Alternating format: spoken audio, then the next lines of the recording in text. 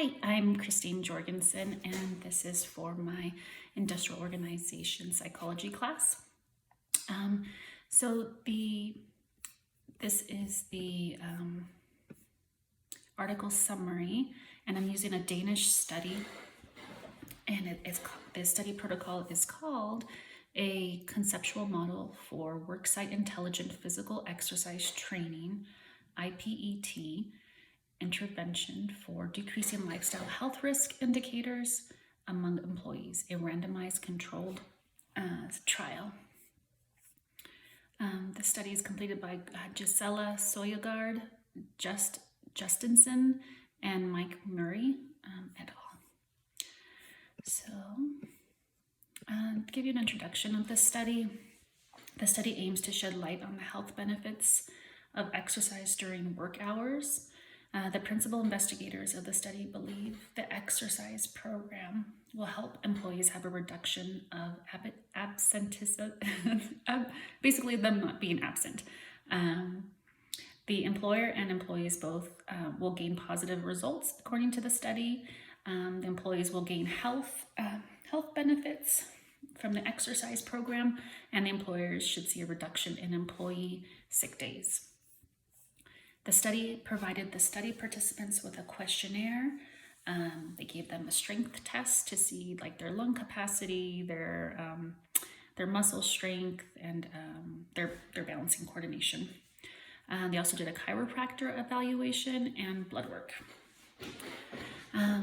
Employee vitals were taken at baseline 20 weeks into the study, 1 year and a 2-year follow-up.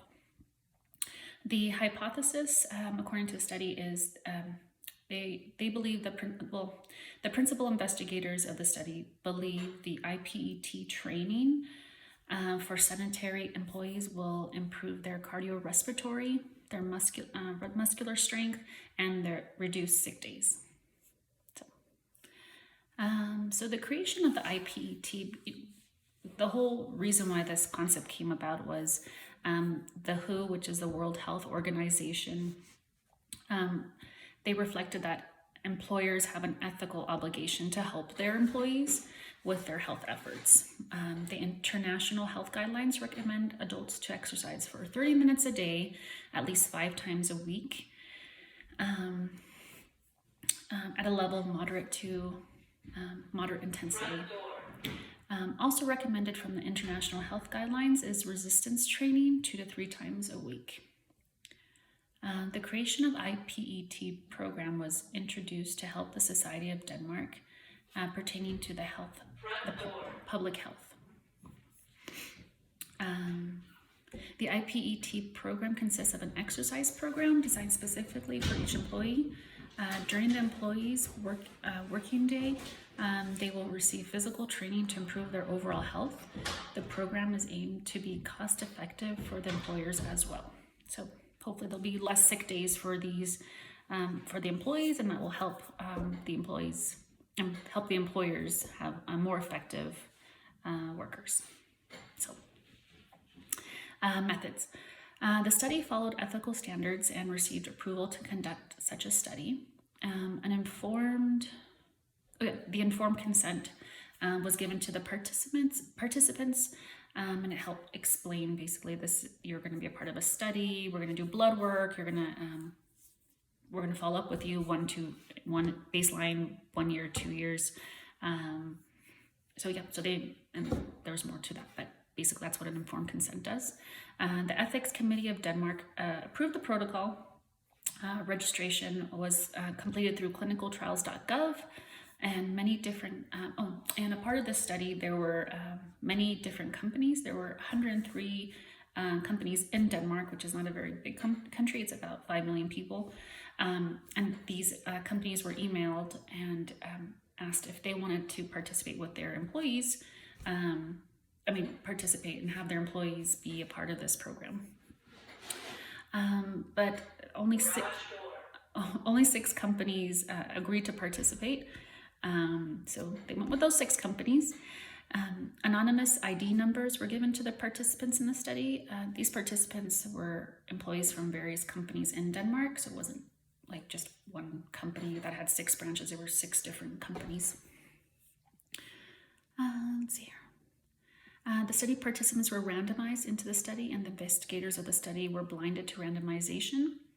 As measurements of health were conducted at baseline, 2-year follow-up, and health measurements. So the inclusion and exclusion criteria, the inclusion criteria said that the employees have to work at least 24 hours a week, 25 hours a week, and employees who were potentially employees who were pregnant or who had some other health disorders were excluded from the study. 2,500 employees were enrolled into the study.